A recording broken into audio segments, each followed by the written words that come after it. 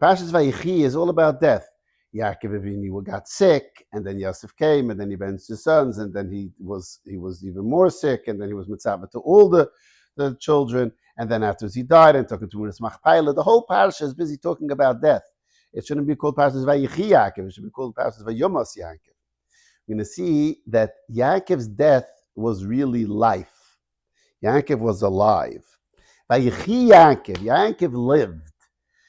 We spoke already that Yaakov lived every day of his life. 147 years that he actually accomplished all his life.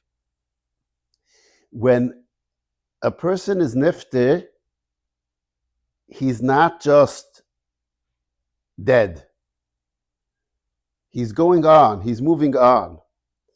The Mishnah says, Rabbi Yankov Oimer, maybe it has something to do with Yankov. Rabbi Yankov Oimer,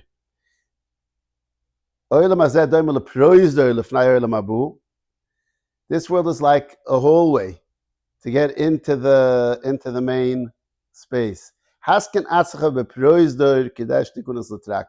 Prepare yourself on this world to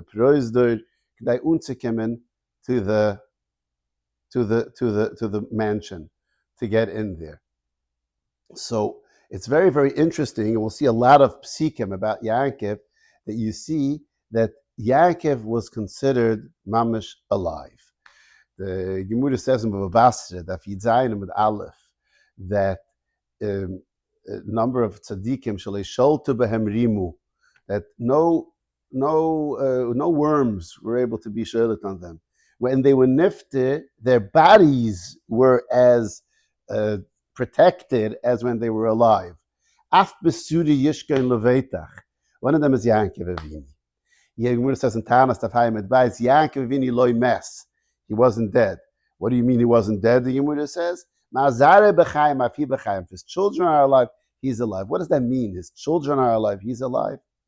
Because Yaakov Avinu, there's a famous medrash that Yaakov knew that if one of his children dies, he's not going to go into Gan Eden. It's a very strange thing. It doesn't make any sense. One of his children is going to die. He's not going to go into Gan Eden. He's a tzaddik. Why shouldn't he go into Gan Eden?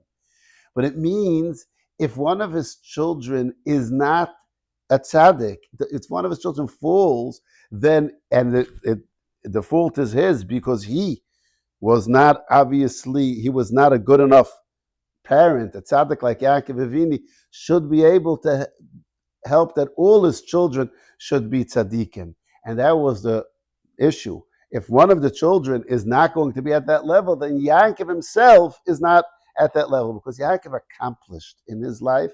He did everything that he was meant to accomplish in his entire life. He was constantly accomplishing, and that's why when he came to his death, it was not a death. So Yaakov wanted to go to Eretz Yisrael and to be buried in Eretz Yisrael in Mu'edas Machpelah. Why? Why did he want to be buried over there? What is the difference? What is the issue? Because if death would just be, okay, I finished my life, the body gets interred in the ground. I mean, where are you going to put it? So you put it into the ground. Then who cares where he's put? But that's not the way it works. Because after Yaakov was nifted, he reached shleimus. While the person is alive, they're busy doing things. When a person is nifted, they're finished with doing things. Now they get dividends. So the children continue doing mitzvahs, and they continue getting schar. The neshama is in olam haba. The gif is in this world. Both of them are sheikhain leveitach. If a person is a tzaddik, his gif is also sheikhain leveitach. That's why it says in the Gemara in Sotah Daf Lamed Aleph Amud Beis that Kula ben Yefena, when he had the problem with the meraglim, he went to where? To Mu'edas Machpelah, to Mishatayach al Kivrei Ovois, because they were still alive. In other words, even though they were dead, their physical body was dead, but they weren't finished. They weren't dead. They weren't over. Their continuation, their life was a continuation. Just now, they weren't working. Same thing at Mordechai Tzaddik. He was mispalel by the situation of Esther, and the Medrash says in Medrash Rabbah and Esther in Perek Dalet that he went and he davened. And where did he daven? he tried to find the mood of Moshe Rabbeinu, and then he went to Mudas Machpelah, and he davened by the tzaddikim that are still alive, even though they're physically dead, they're still alive. The Gemara says in Masechta Bava Metzia, Daf by Hayim Adbais, that every day Eliyahu Novi wakes up the others and they daven, even though they seem to be dead. That's not death.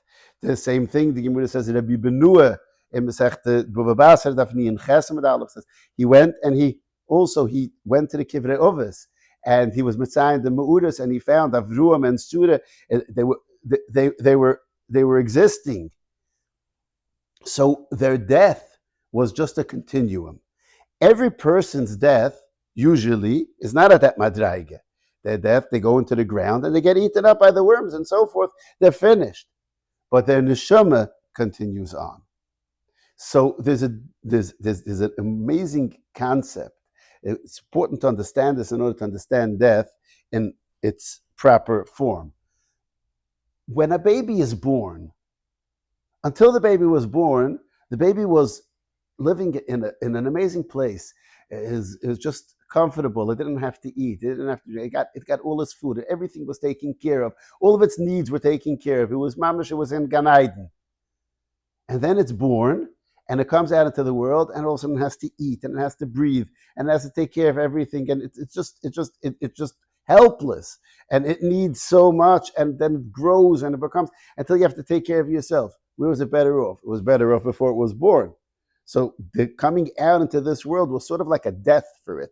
It was it lost that beautiful place that where it was, that hotel that it was living in. But is that really true? It was doing nothing over there. In this world, when it was alive, it was accomplishing. Everybody would say that you're much better off being alive than being an embryo. It's exactly the same thing when a person is nifter.